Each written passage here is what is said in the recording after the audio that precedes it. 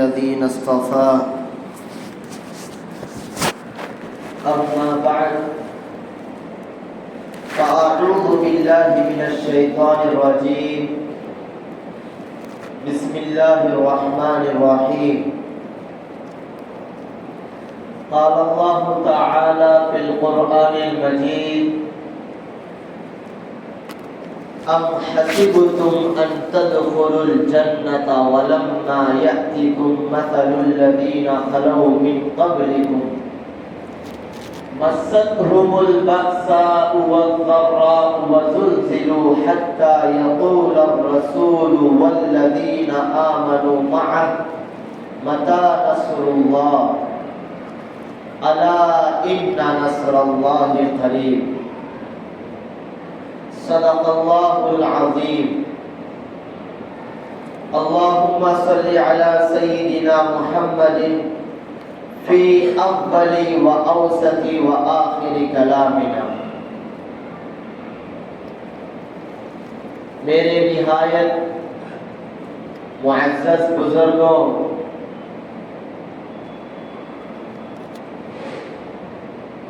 اللہ تبارک و تعالی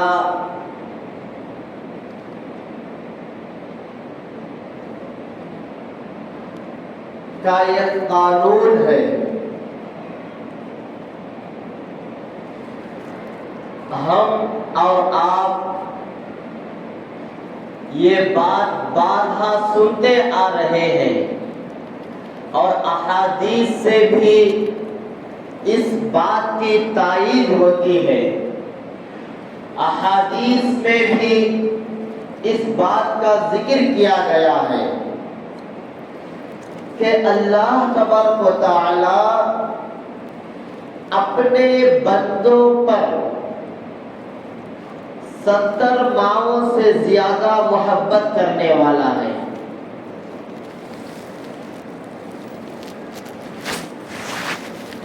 ہزاروں گناہ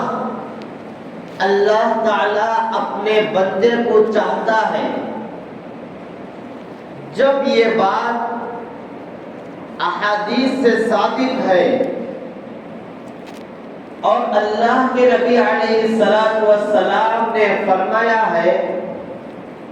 تو یقین ہے کہ یہ بات کبھی بھی جھوٹ نہیں ہو سکتی، کبھی بھی جھوٹ نہیں ہو سکتی کہ اللہ تبارک و تعالی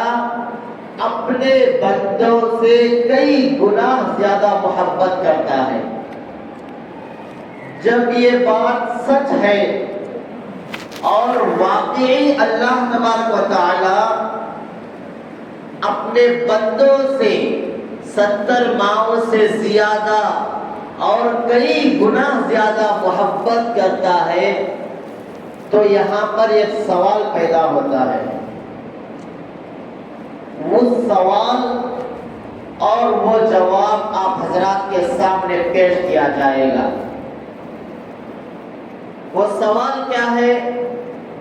کہ جب اللہ تعالیٰ اتنی محبت اپنے بندوں سے کرتا ہے تو بندوں کی عمر 60 سال، زیادہ سے زیادہ 70 سال، اور آج کل کے حالات کو دیکھے تو 60 سال بھی نہیں جی رہے ہیں، 50، 45، 50 سال یہاں پر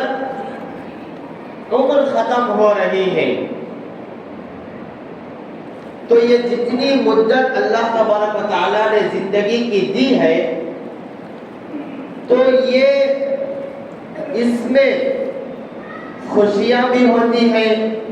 اور پریشانیاں بھی آتی ہیں، اور پریشانیوں میں بندہ ایسا ملتا ہے، ایسی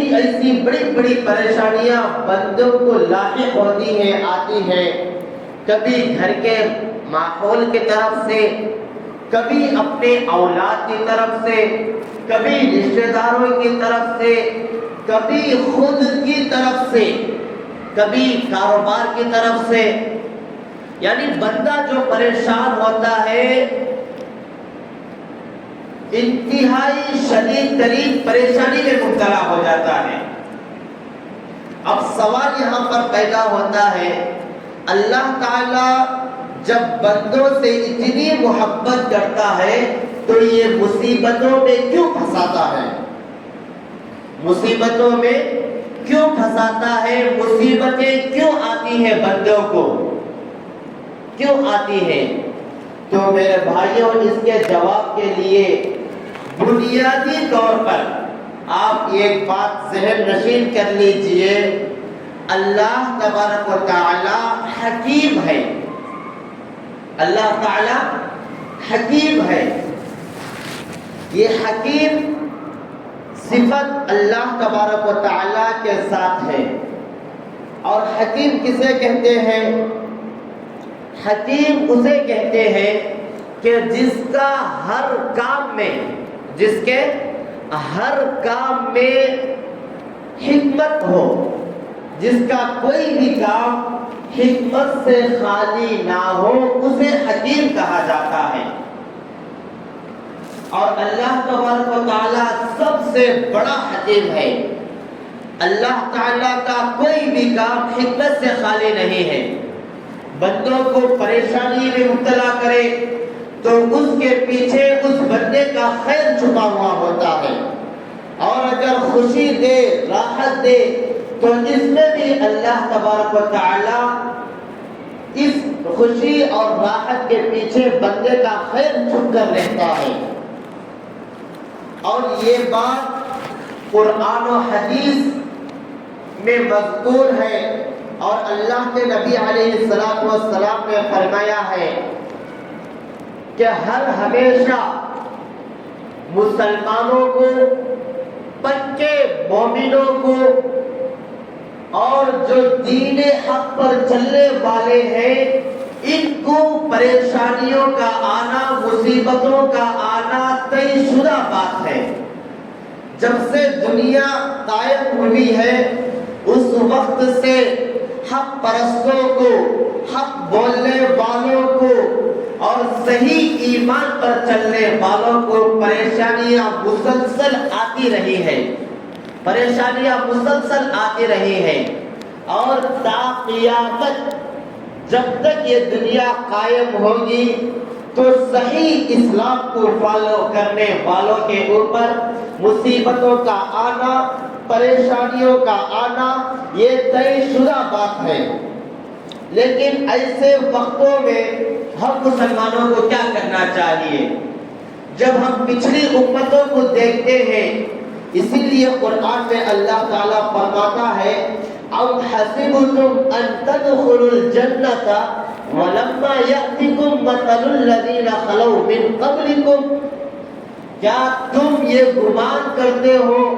کہ جنت میں چلے جاؤ گے؟ جنت میں چلے جانے کا گمان کرتے ہو اتنی آسانی سے، جبکہ تمہارے سے پہلے جو قومیں گزری ہوئی ہے، جو انسان گزرے ہیں، ان کے اوپر تکلیفیں آئی، مصیبتیں آئی، حتیٰ یقول الرسول،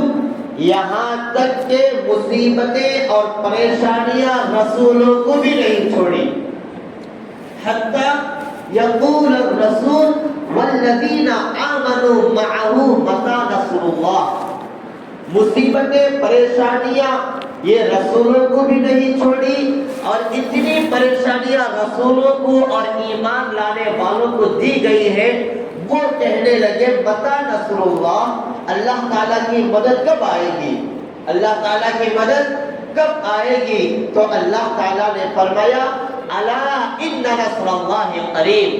سن لیجئے کہ اللہ تعالیٰ کی مدد قریب میں آنے والی ہے، قریب میں آنے والی ہے۔ اصحاب اخدود کا واقعہ قرآن میں مذکور ہے، اور سورہ احزاب میں غزوہ احزاب کا واقعہ مذکور ہے۔ اگر ان واقعات کی تفصیل میں جائیں تو وقت بہت ہو جائے گا، لیکن بنیادی بات یہ ہے کہ ان کے اوپر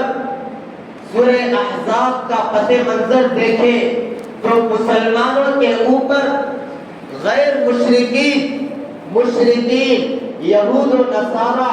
پورے کے پورے متحد ہو کر یہ ٹیم ہو گئے تھے اور مسلمانوں کے خلاف سازشیں کرنے لگے تھے، مسلمانوں کے خلاف سازشیں کرنے لگے تھے اور مکر و فریب کر رہے تھے۔ اس وقت اللہ تبارک و تعالیٰ نے قرآن کریم میں فرمایا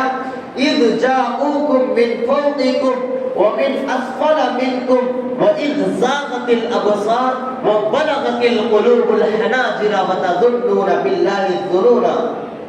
کہ جب مسلمانوں تمہارے اوپر سے، تمہارے نیچے سے،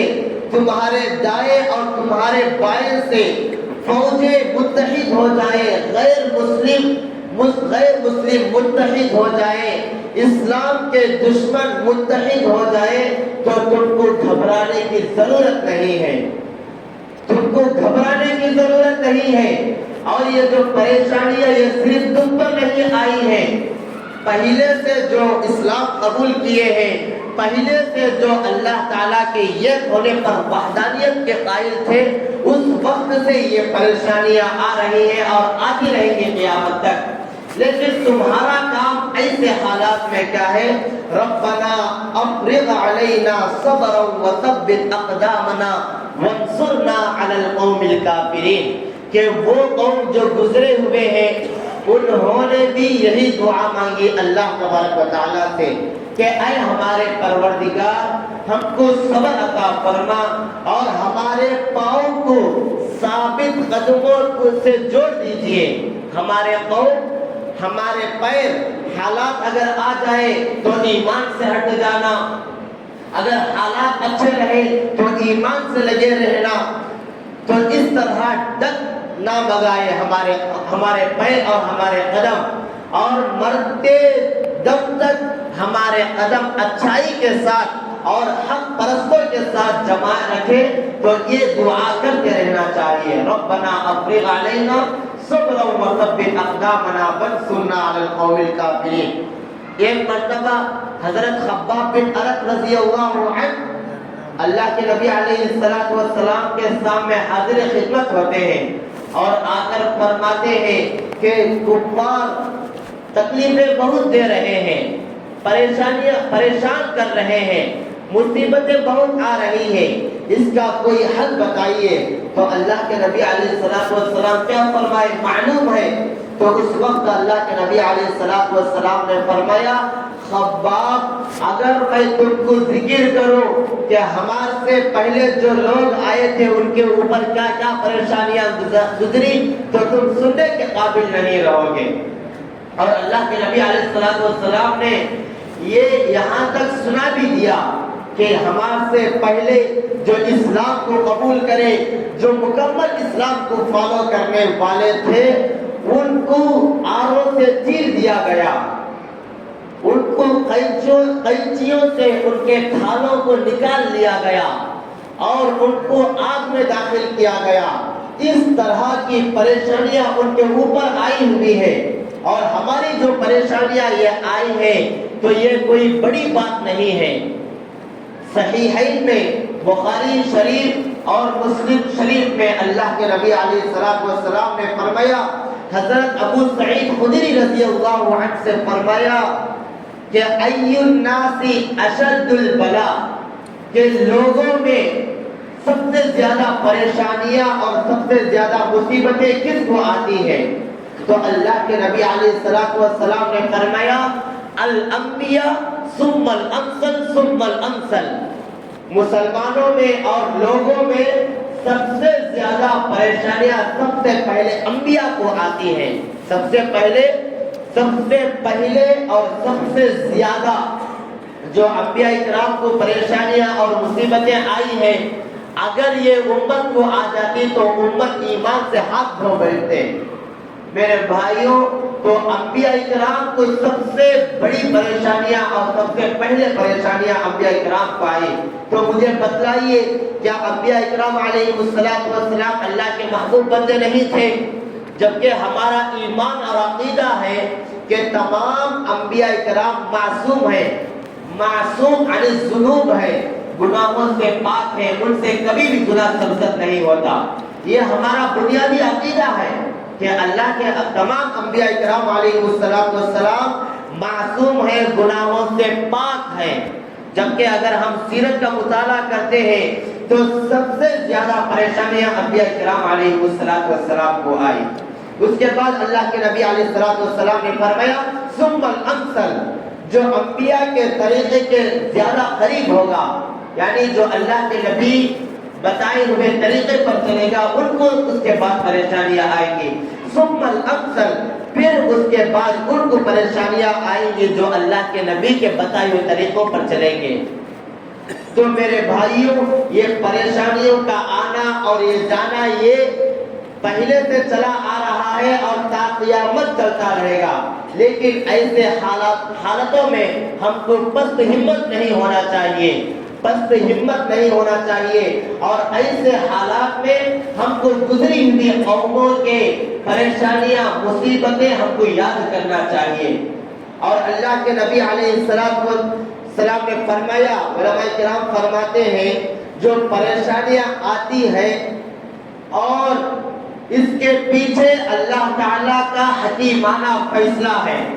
حکیمانہ فیصلہ ہے۔ یہ جو پریشانیاں بندوں کو آتی ہیں، یہ سب سے پہلے اللہ تعالیٰ بندے کو آزماتے ہیں، اللہ تعالیٰ بندے کو آزماتے ہیں۔ مومن بندہ، پکا مسلمان، سچا مسلمان، 5 وقت نمازی ہے، خیرات صدقات کرتا ہے، زکوٰۃ ادا کرتا ہے، حج کرتا ہے، ماہ رمضان المبارک کے مکمل روزے رکھتا ہے، اتنا نیک بندہ کبھی بھی فرائض نہیں چھوڑتا اور اللہ کے حکموں کو مکمل مان کر چلتا ہے۔ ایسے بندوں کو جو پریشانیاں آتی ہیں، تو ایسے بندوں کو کیوں پریشانیاں آتی ہیں؟ اس لیے کہ اللہ تعالیٰ آزماتا ہے کہ یہ بندہ میری پریشانیوں میں کیا کرے گا، صبر کرے گا یا ناشکر بن جائے گا،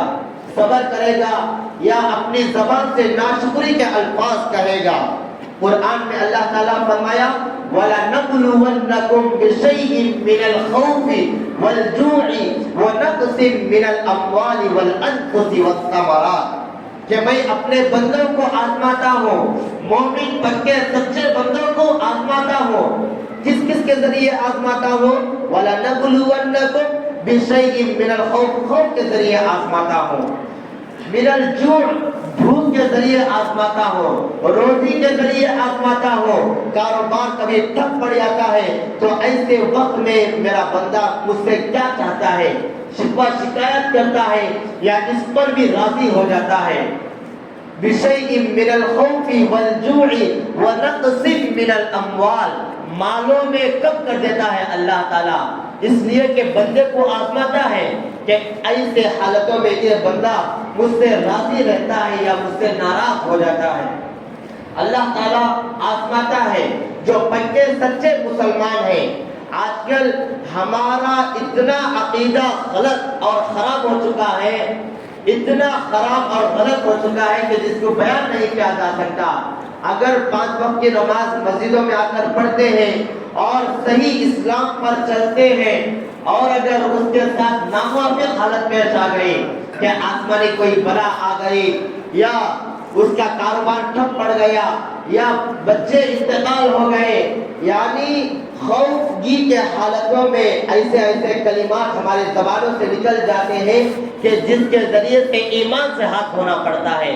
اگر وہ بندہ جو پکا سچا مسلمان ہے اگر وہ نہ بولے تو اس کے رشتہ دار اور اس کے خاندان والے ایسے تانے کرتے ہیں کہ نماز پڑھنے والا تھا، اللہ تعالیٰ کو کیا ضرورت تھی کہ ایسی حالت میں اس کی موت آئی اور اس کا گھر ایسا برباد ہو گیا۔